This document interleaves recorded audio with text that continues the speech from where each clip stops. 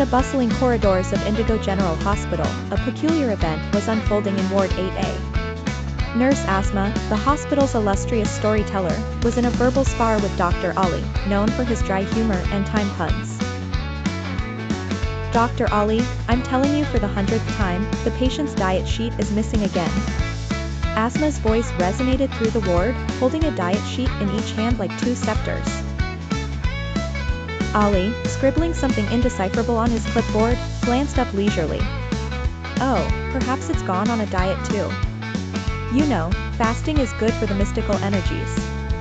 He waggled his eyebrows, a cheeky grin spreading across his face. Asma narrowed her eyes. Mystical energies, my foot.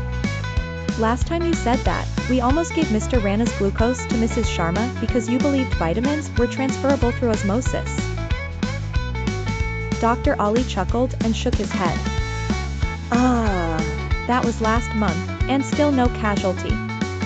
Maybe we're on to something. Asma rolled her eyes theatrically. Well, if you like transferring so much, why not transfer some common sense and remember to discipline your files, huh? They have rights too. By now, a gaggle of junior nurses had gathered, enjoying the comic relief.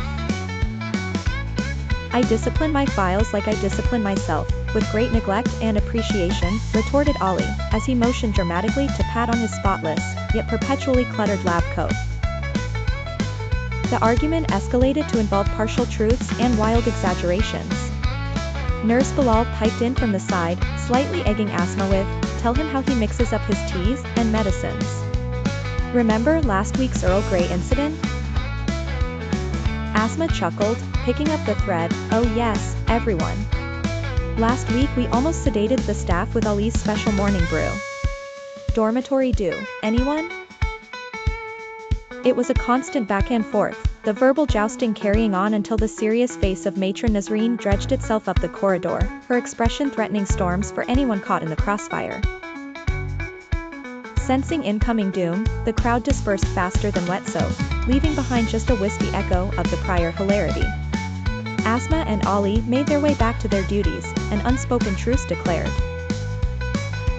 Later in the tea lounge, Asma handed Ali a freshly prepared cup with a subtle smile.